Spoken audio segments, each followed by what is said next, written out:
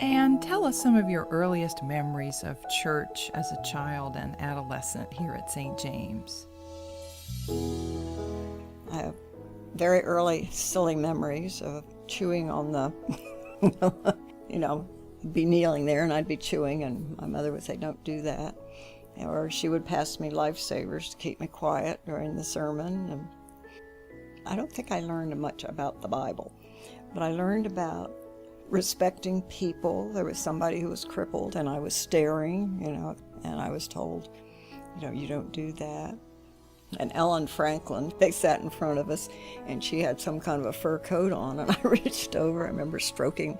Those are the kinds of memories that I have until I went away to school. And when I went away to school, that was really formative. I kind of built on my early experiences. We went to chapel twice a day. Music was a big thing, and it still is the basis, I would say, of my spirituality. Music is where I'm fed.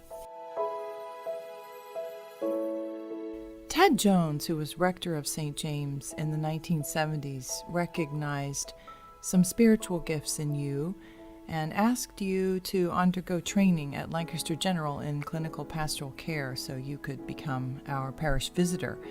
And then, after serving in that role, you completed more training and became a hospital chaplain. Tell us about your life as a chaplain. I was hired at St. Joseph's Hospital to be their Protestant chaplain. The chaplains were all Roman Catholics, and worked primarily for most of my 15 years there in the oncology unit. It was a wonderful ministry. And there was also a lot of trauma.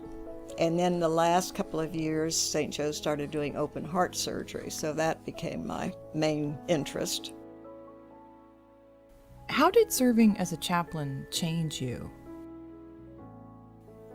If I had to say one thing, it would be my own spirituality.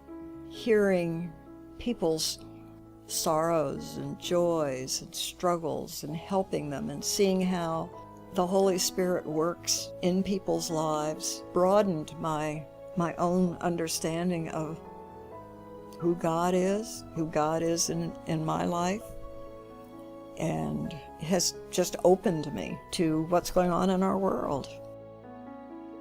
You and your late husband, Bob, who was a professor of New Testament at Lancaster Theological Seminary, were both interested in Middle East politics and traveled there extensively.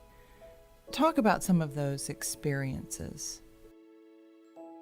Bob was taking groups of students, and that's how we got involved. We went for spiritual reasons and peace and justice. So our itineraries included visits to the holy sites and spiritual experiences, as well as visits with people who were involved in peace and justice issues.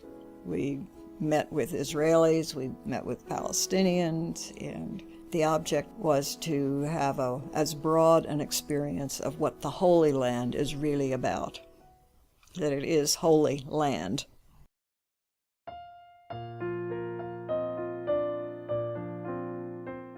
Your husband passed away in 2015. Would you talk a little about Bob's illness and about how the two of you coped? I think he lived for about 12 years with ALS, and it was a very, very slow decline. I just am amazed at how he handled that with such patience and spirit, and I think that his very deep spirituality got him through, and together we've worked through it as best we could under the circumstances. Tried to have fun together, and Bob had a great sense of humor. He wrote some really funny stories while he was sick, so he kept that, and I tried to keep my sense of humor.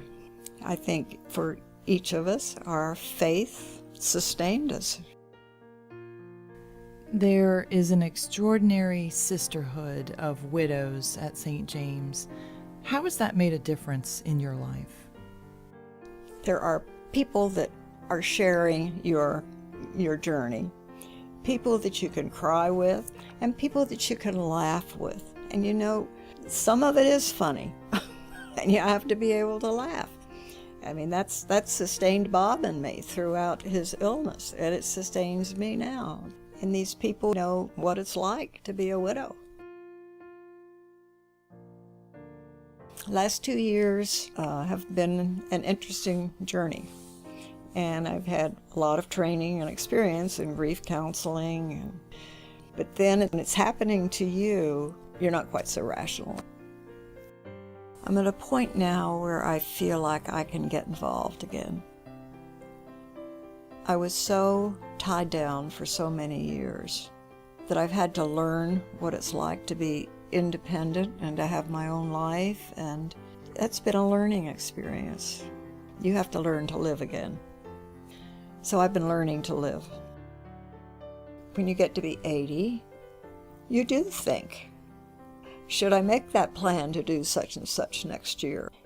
My answer to that is yes. If I'm not here, I won't do it.